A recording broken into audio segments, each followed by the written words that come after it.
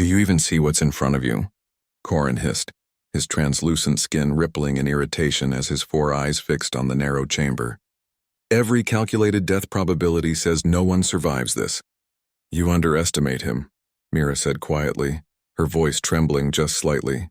Her antenna twitched, a subtle signal of unease. Humans are different. The chamber's walls pulsed with an eerie glow like a heartbeat of alien intent. Serrated metal hooks swung from the ceiling, dripping a viscous liquid that hissed upon touching the floor. Smoke coiled in the corners, carrying a metallic tang that made even the air feel alive. The sound was worse, a low, resonant hum that vibrated through the bones, promising pain in every frequency. Dr. Elias Harlow stepped forward, adjusting the lenses of his helmet. His eyes, human eyes, scanned the maze with that trademark human confidence that unnerved more careful species. Relax, he muttered under his breath almost to himself. They're trying too hard. Corin's mandibles clicked. Relax? You cannot even begin to comprehend the potential fatality of this environment. A single misstep. Watch, Elias interrupted with a grin that was more a challenge than reassurance. He stepped over the first pool of corrosive liquid. Nothing happened. The hum seemed to flinch like the chamber recognized defiance. Mira's breath caught. But the probability charts don't walk, Mira, Elias said, voice smooth, almost playful. Humans do. In the observation deck above, a row of scientists scribbled furiously, their multi-limbed appendages shaking. Every calculation screamed death. Yet here was the human walking steadily through the labyrinth of blades, acid, and humming energy traps, seemingly untouchable.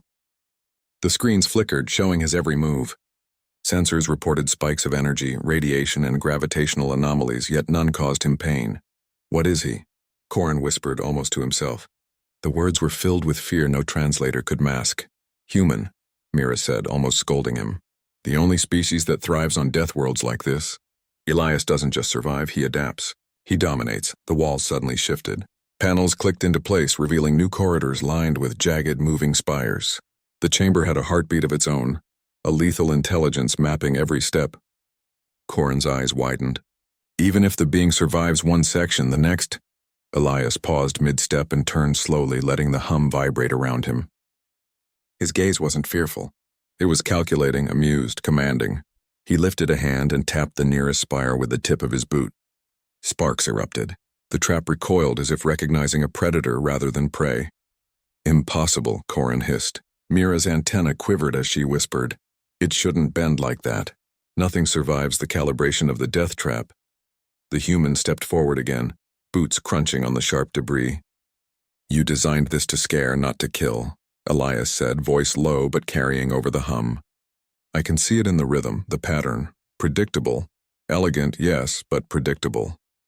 The observation deck erupted in anxious chatter.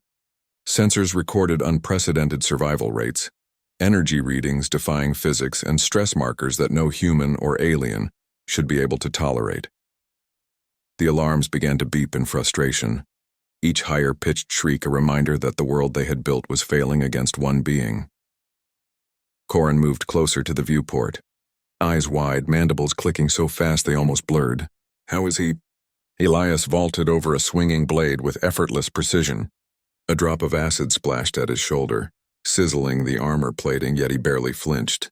He landed boot steady, eyes scanning ahead. How, Corin? He said, voice carrying through the chamber's resonance. You make a death trap for everything else. Me? I just learn it faster than it learns me. The lights dimmed, plunging half the chamber into shadow. Only the faint glow of the traps revealed their shapes, moving closer as if alive. Elias's silhouette cut a sharp, confident line across the darkness. The hum grew louder, a visceral warning, and for a fraction of a second, even Mira flinched.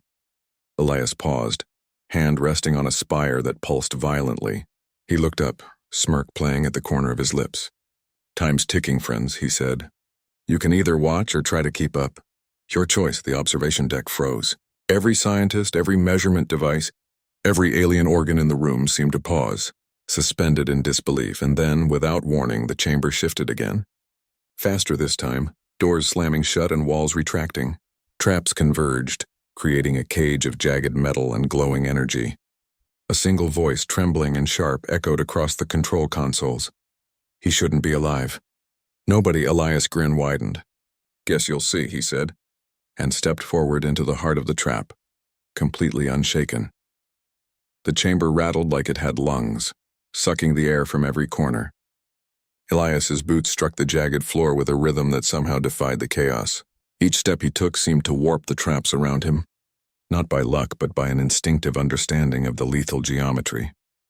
Corin's 4 eyes tracked him, every sensory receptor straining to comprehend how a single human could remain untouched. It's impossible. The stress readings alone, he should be screaming in agony. Every neuron should be firing. Stop analyzing him like he's a data point. Mira snapped, her antennae quivering with tension. He's not just surviving, he's dominating. And he's not human in the way your charts assume. Elias stopped suddenly, crouching low as a set of spinning energy blades descended from the ceiling. The metal shrieked as they sliced through the air, leaving trails of blue plasma. He rolled under them, sliding on a slick of alien residue. Sparks ignited where the blades met the ground, but his shoulder grazed nothing. Do you feel that? Elias muttered under his breath, fingertips brushing the wall. The metal vibrated at an odd frequency. It's alive, but it's reactive, slow, predictable, cute. From the observation deck, scientists scurried, hands flying across control panels. Energy spikes, local recalibration. Mortality probability collapsing, shouted one. He's overriding the chamber's adaptive algorithms. Corin's voice was barely audible, almost reverent. He reads it, feels it, anticipates it. No species should do that. No species. Mira placed a trembling hand on his arm. Watch him, Corin. Not just for science. Watch him because it's human. This is what makes them unstoppable. Elias rose to his feet and approached a pit of boiling liquid. The edges glowed with corrosive heat, lethal to any known species.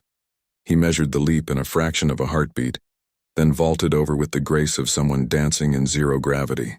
He landed on the far side, boots perfectly balanced on the slick edge. The chamber shifted again.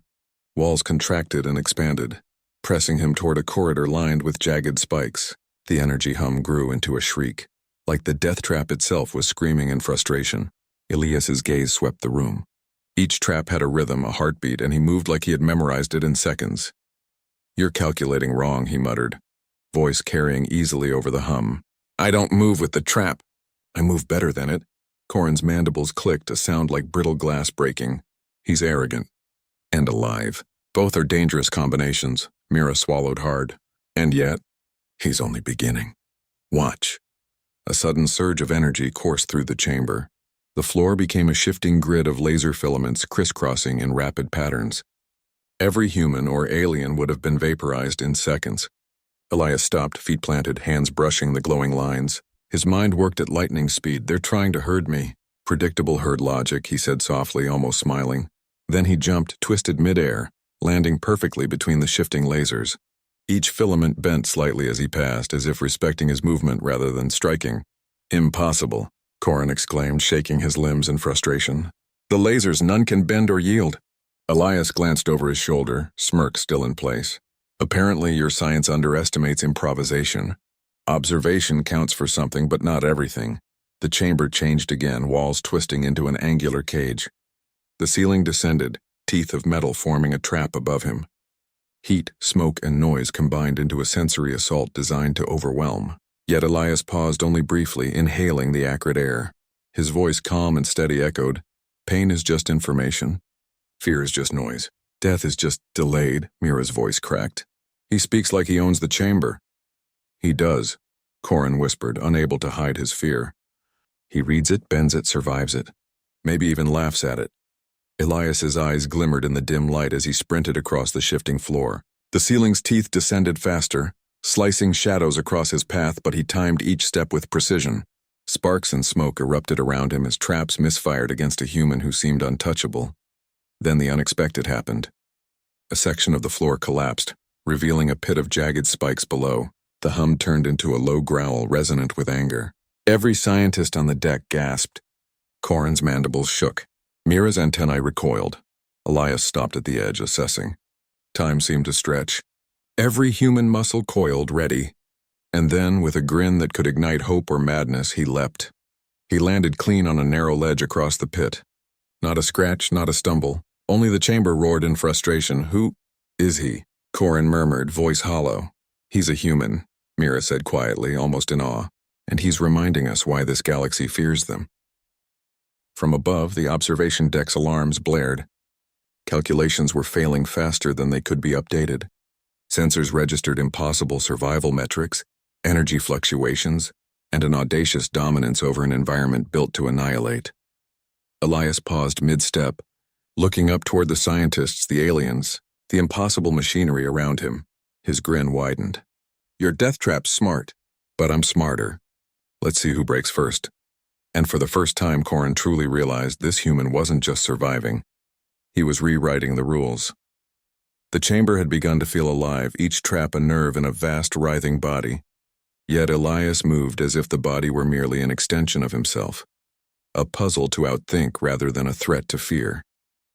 Every step he takes is wrong, Corin muttered, pacing behind the viewport. His four eyes flickered with frantic calculations. Every probability should have ended him 10 times over, yet here he is, unharmed. Mira's antennae twitched as she gripped the railing. It's more than survival, she said. He's challenging it, making it respond to him. And it's adapting. Elias paused at a junction where walls twisted into impossible angles. Spikes descended from above while the floor rose in shifting plates beneath him. Smoke hissed through vents carrying chemical irritants designed to corrode flesh. He crouched, fingertips grazing the floor, and in an instant he slid between the plates, rolling to land on a rising panel. The spikes narrowly missed him, cutting through empty air. Pain is a guide, he muttered, voice calm, almost conversational. Not a master. Fear is a shadow, not a cage. From the observation deck, scientists murmured in awe. Readings were impossible. Heart rates, adrenaline spikes, neural activity, all exceeded the limits of what the equipment was calibrated to measure. Even Corin's precise calculations warped under the human's performance. Do you feel it? Mira asked softly. This presence. It's not just survival, it's domination. Elias's gaze scanned the labyrinth. Every movement was deliberate, measured, yet fluid. He adjusted his path in real time, exploiting weaknesses in the chamber's design. The energy barriers were fast, but he was faster. The spikes were deadly, but he was precise. The toxic gases stung, but he breathed through them, analyzing and adapting.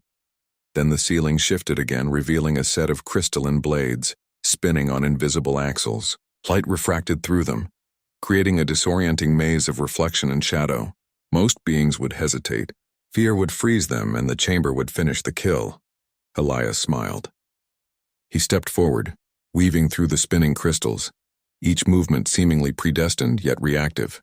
He ducked under a low-hanging shard, rolled past another, and vaulted over a cluster of smaller spinning prisms. Sparks flew where metal scraped crystal, a violent, beautiful symphony of survival. Above, Corin's jaw, if it could be called that, dropped. He's reading the reflections, predicting their motion. It's impossible.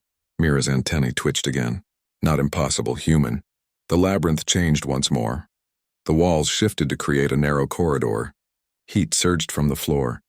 Energy fields pulsed from the walls, and mechanical arms swung from the ceiling with surgical precision. This was not random danger.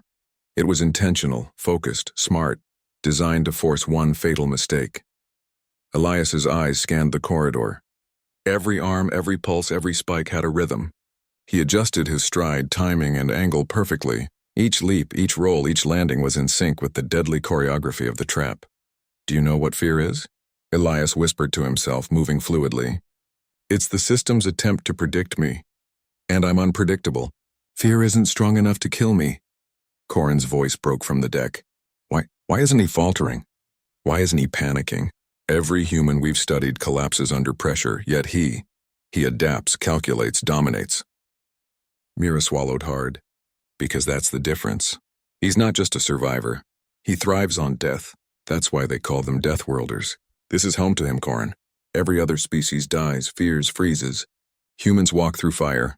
Suddenly a spike shot from the wall, a lethal javelin of metal. Elias twisted mid-step, catching it with one hand and snapping it in two with a sharp twist of his wrist. Sparks flew.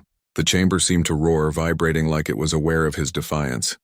Do you hear it? Elias muttered under his breath, glancing at the glowing traps. It's angry. It wants me dead. Cute. That's how you know you're alive. Corin sank against the viewport, trembling. No one should survive. That... Mira's voice was quiet but steady. He isn't just surviving. He's teaching it a lesson, and every step he takes, he's rewriting the rules. One human, against everything the civilization built to kill him, and he's winning. Elias pressed forward. Every motion was a conversation with the Deathtrap.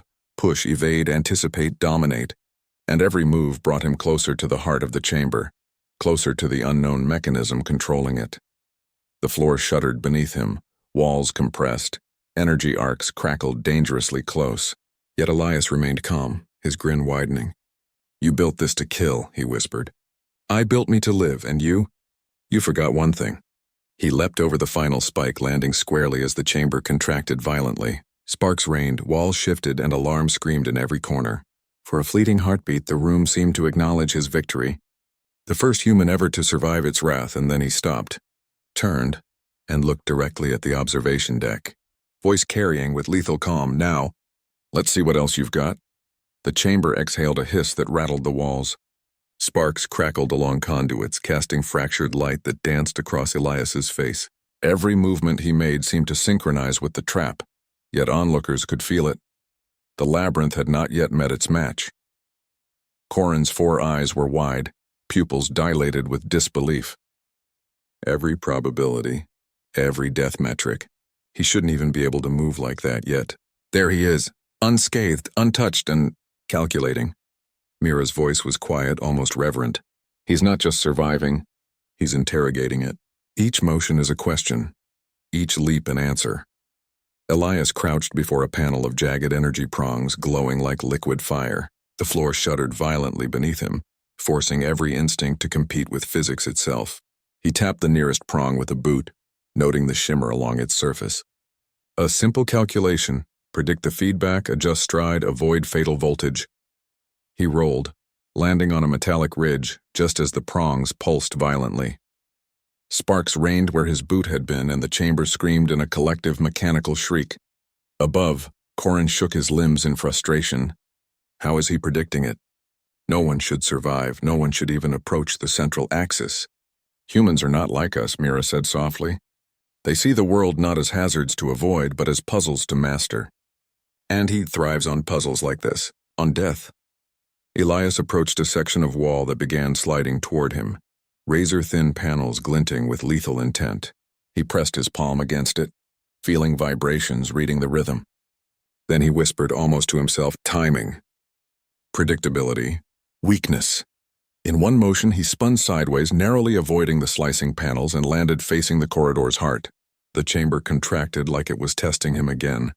Heat, energy arcs, and mechanical spikes converged, creating a gauntlet designed to pulverize any being of flesh and bone, and Elias walked forward.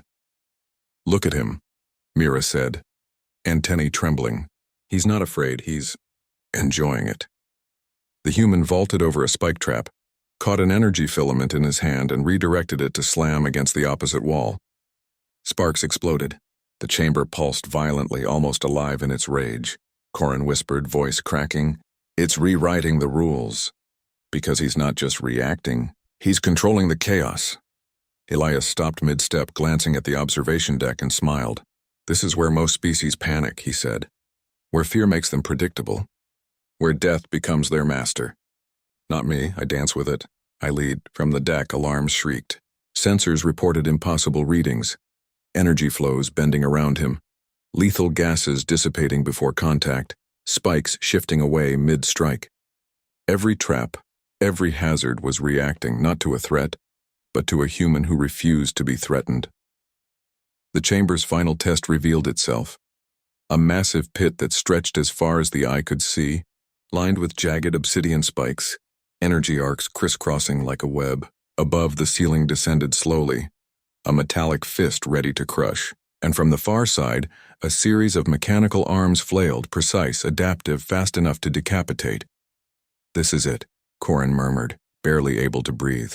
No one survives this. Elias assessed the pit, then grinned. Oh, I'll survive. But let's see if your chamber can think faster than a human mind. He sprinted, calculating every pulse of energy, every oscillation of the mechanical arms, every gap between spikes. With a powerful leap, He vaulted over the first arc, twisted midair, and landed on a narrow ledge between two pits. Sparks exploded around him as energy filaments struck empty air. The ceiling descended faster. He sprinted along the ledge, using the chamber's momentum against itself, twisting to avoid each crushing blow. Mechanical arms lunged only to hit his shadow. He ducked, rolled, and vaulted again, landing on a section of stable floor. The observation deck went silent. Corin's mandibles clicked rapidly, almost as if he were breaking apart inside. Mira's antennae quivered in disbelief. "He's unkillable," she whispered. Elias stopped, chest heaving slightly, sweat glistening in the alien light. His eyes swept the labyrinth. The chamber was designed to kill, to annihilate, to test every limit a being could endure. Yet he was standing, dominant, unbroken, mocking its deadly intent. He looked toward the observation deck, voice carrying with lethal calm and human swagger. "Impressive, yes. Deadly, yes. But I'm still standing. And the question is, who's in charge now?" The chamber pulsed violently, almost as if it sensed the challenge. Sparks flew, panels shifted, and energy arcs hummed with renewed intensity. The final trial had begun. Not just a test of survival, but a test of mastery. And for the first time, Corin and Mira realized the truth. Survival was never Elias's goal. Dominance was. The chamber trembled as if sensing Elias's defiance. Every panel, every spike, every energy filament pulsed violently. A symphony of engineered death now reacting like a single conscious entity. It wasn't just a trap anymore, it was a predator, and it had noticed its prey. Corin's 4 eyes widened to the size of moons. "It's adapting, faster than we can calculate. It's alive," Mira whispered, voice barely audible. "It's alive, and it knows him." Elias crouched low, scanning the labyrinth. The floor beneath him shifted, sending vibrations that could have fractured any other species' bones. Mechanical arms lunged from walls, their tips crackling with energy so hot it could vaporize steel. Spikes rose from the floor without warning while walls expanded and contracted, narrowing the corridor with lethal precision. A deep, resonant hum filled the chamber, a voice without words, a threat without intent yet pulsating with awareness. Elias' grin widened. "Finally, you're showing some backbone." He leapt over a series of arcs that tried to slice him in half. Sparks erupted as the blades hit nothing but air. The ceiling descended in a metallic fist faster than before. The floor beneath him shivered violently. Elias landed on the edge of a spike pit, boots scraping along jagged obsidian edges, and twisted his body midair to avoid another lethal strike. "Impossible," Corin muttered from the deck. "No organism, no matter how skilled, can survive that sequence." "Watch closely," Mira said. "He's not just surviving, he's controlling it. Humans dominate Deathworlds." Elias's eyes flicked to a lattice of energy filaments crisscrossing the pit ahead. They pulsed with an irregular rhythm, as if anticipating his every move. Most beings would hesitate. Most would die. Elias crouched, listening to the subtle vibrations in the air. He could feel the chamber's rhythm, its heartbeat, its intent. Then he sprinted. Boots struck metal. Sparks flew. Energy arcs twisted around him like snarling predators. Elias twisted, ducked, and vaulted across the filaments, landing on a narrow ledge. The chamber responded instantly. Spikes erupted behind him, walls compressed from the sides, and mechanical arms lunged forward in perfect synchronization. He smiled, voice carrying easily over the hum.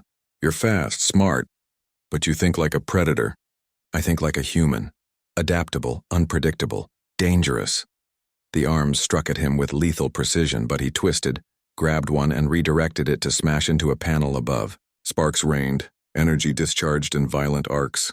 The chamber pulsed, almost recoiling as if it felt the insult. Corin's mandibles clicked rapidly. "It's responding to him, not the other way around. It should kill him, not survive it," Mira interrupted softly. "Not control it. Humans don't just survive Deathworlds, they rewrite them." Elias pressed forward, eyes locked on the chamber's heart. The floor beneath him was a lattice of shifting plates, each one capable of slicing a limb in seconds. The walls now emitted waves of sonic energy designed to scramble neural pathways. Smoke and gas filled every corner, each molecule engineered to corrode tissue. He didn't falter. He didn't flinch. He moved with precision, intuition, and audacity, his human mind reading every pattern, every sequence, every tiny flaw. One misstep could end him, but he didn't stumble. He didn't hesitate. A massive blade swung from the ceiling, designed to catch him mid-leap. Elias twisted his body, slid under it, and kicked it aside, sending it smashing into the floor with a resounding clang. Sparks and smoke erupted. The chamber shrieked in frustration. "Why is he?" Corin whispered, voice trembling. "Why isn't he panicking?" Mira's antennae twitched. Because panic is not human. Humans master it. They thrive on chaos, on danger, on death. They take it and make it theirs. Elias stopped briefly, breathing steady, eyes scanning the final stretch. He could see the central control panel of the chamber, a glowing nexus of power and intent. Every hazard between him and it had been designed to annihilate, yet he was unscathed, alive, dominant. And then he grinned. "Time to finish the lesson," he said, stepping into the heart of the machine, every trap now flaring in challenge. The chamber pulsed violently, alive and angry. But Elias walked forward as if it were nothing more than a hallway in his own home. Boots striking sparks from metal, grin widening, aura commanding. The humans above, the aliens watching, the chamber itself, they all realized one truth. This human wasn't just surviving. He was winning. The chamber's hum had grown into a roar, resonating with a fury that seemed almost sentient. Every panel, spike, and filament converged toward Elias, creating a storm of lethal geometry designed to crush, impale, incinerate, and shred in a single, precise symphony. It was a death machine at its apex, yet the human walked steadily into its heart. Corin's 4 eyes were wide, reflecting panic he couldn't articulate. "It's evolving faster than the data predicts, faster than our simulations." "It's alive," Mira said, voice low but unwavering. "It's aware of him. And it's afraid." Elias crouched at the corridor's edge, surveying the assault. The floor shifted like a writhing serpent. Energy arcs struck in chaotic patterns, and mechanical arms lunged from every angle. The air smelled of ozone and molten metal. Sparks danced in the thick haze, reflecting in his sharp eyes. "Everything they've built," Elias muttered, voice calm, almost amused. "Everything designed to end life, to break beings like me. It's all predictable. Weakness disguised as power. That's their mistake." He sprinted. The first strike came in a whirlwind of spinning blades from above. He dove, rolled, and landed on a lattice of energy plates. Sparks erupted around him as the plates shifted violently. The walls compressed, panels converged, and the floor opened into jagged pits. His boots struck the edges, balancing on sheer chance or perhaps instinct. Corin's voice broke from the deck. "It's adapting. The traps, every hazard, every sequence is responding to him." No one watch him," Mira said, barely audible. "Humans survive, but humans like him, they rewrite the rules. Every hazard is a question. Every move is an answer." Elias leapt over a mechanical arm that snapped like a scythe. His hand grazed an energy filament, redirecting it to strike a nearby wall. Sparks and smoke exploded. The chamber trembled violently, almost recoiling. "Do you understand?" Elias whispered, voice carrying over the roaring hum. "I'm not just surviving. I'm teaching. I'm leading. And this?" He gestured at the converging walls and spikes. "This is nothing. Your death trap is slow, predictable, foolish." The chamber pulsed, spikes erupting faster than before. Energy arcs crisscrossed with deadly precision. A section of the floor collapsed suddenly, revealing a pit lined with jagged obsidian blades. Elias calculated the distance, the momentum, the exact angle of attack. He vaulted, twisting midair, landing with a grace that defied physics. Not a scratch, not a stumble. Corin sank to the floor, clicking mandibles in disbelief. "It cannot be." "Human," Mira said simply. "This is what they do. They thrive on death, on chaos. They take it and bend it to their will. He's not just surviving, he's mastering it." Elias pressed forward, heart steady, mind razor sharp. He saw the chamber's core ahead, a glowing nexus of power, the origin of the labyrinth's lethal intelligence. Every trap between him and it flared, a final challenge meant to annihilate. He didn't hesitate. He ran. Spikes rose from the floor in an instant. Energy arcs shot from walls. Mechanical arms lunged from every angle. The ceiling descended, a metallic fist ready to crush. Smoke, heat, and chemical irritants combined into a sensory overload designed to break mind and body alike. Elias adjusted stride and timing, twisting to avoid the spikes, ducking under arms, vaulting over energy filaments. Sparks and smoke erupted around him as the chamber reacted violently, but he anticipated, countered, and dominated every hazard. "Do you hear it?" he muttered, glancing at the hum. "It's screaming. It knows it can't kill me, and that's beautiful." Corin's four eyes stared wide, disbelief etched into every line of his alien face. It's trying to learn him, to adapt, and it's failing." Mira's antennae twitched. "He's human. He adapts faster. He calculates faster. He feels the rhythm of death and turns it into victory. That's what makes them unstoppable." Elias reached the chamber's core, the glowing nexus pulsing violently as if aware of his arrival. He placed a hand on it. Sparks flared, energy surged, and the entire labyrinth seemed to shudder in frustration. The pulse of the machine slowed, then faltered, recognizing the undeniable truth.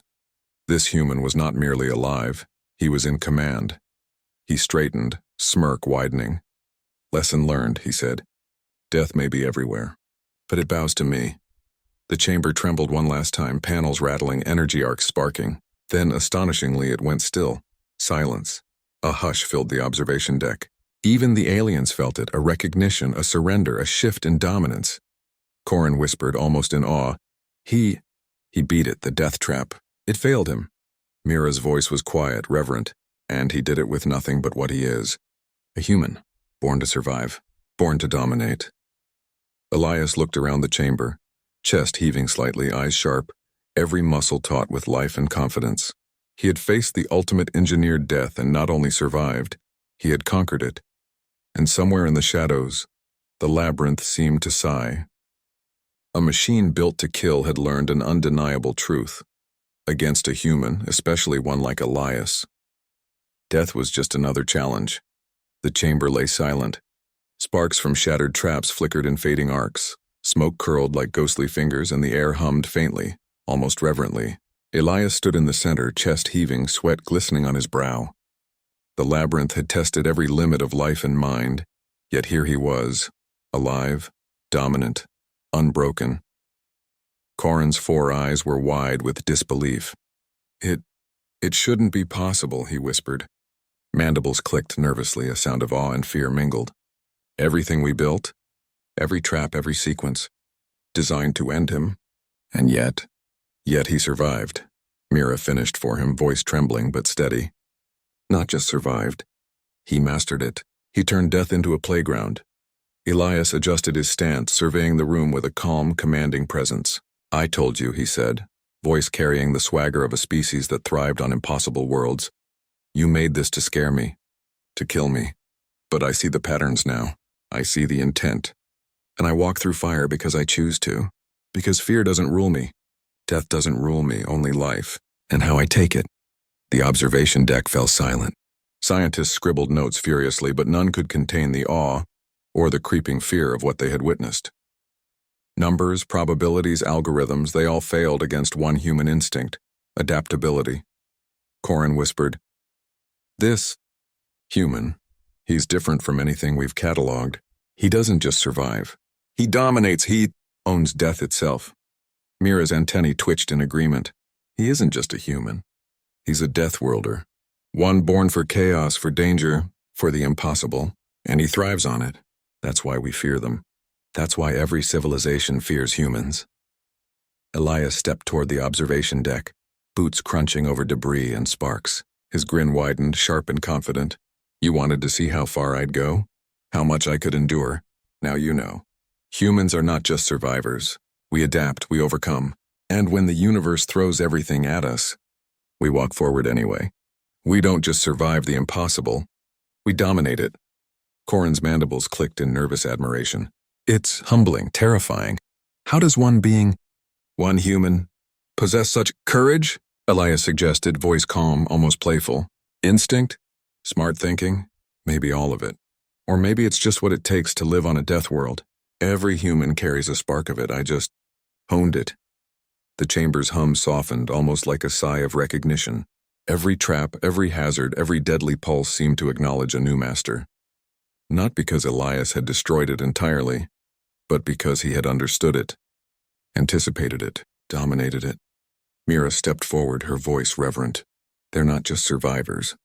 They are the universe's paradox, fragile yet unstoppable, mortal yet untouchable. Elias laughed softly, a rich, confident sound that filled the vast chamber. You built a death trap to see if you could kill me. I came here to see if I could survive. And in the end, I showed you that humans are not to be calculated or contained. We are to be respected, feared, understood. From the observation deck, Corin could only whisper, This changes everything. Everything we knew about life, survival, the very meaning of strength. Elias turned toward the exit, boots crunching over metal debris. Sparks flickered beneath his steps, smoke curled in his wake, but his gait was steady, confident, and unapologetic. And for the record, he added over his shoulder, voice carrying that irresistible human swagger, if you think this is the best death world you can throw at me, you haven't even begun. Mira exhaled slowly, antennae lowering. And somehow, I think he's right, somehow, I think humans were born to survive anything. And then some. Corin shivered, mandibles clicking nervously. The humans, they don't just endure death. They own it. And the universe will never be the same. Elias paused at the doorway, one hand brushing the edge of the exit. He looked back, eyes sharp, grin unyielding. Remember this, he said softly, almost kindly. You can build death around me. You can design the impossible. But I'm human. And humans, we always find a way. He stepped out, leaving the labyrinth behind, and the chamber fell silent once more. But the echoes of human dominance lingered, deep and unshakable. The aliens and scientists watching knew in that moment that they had witnessed something extraordinary. The undeniable spirit of humanity, unstoppable, unyielding, and unafraid of death itself.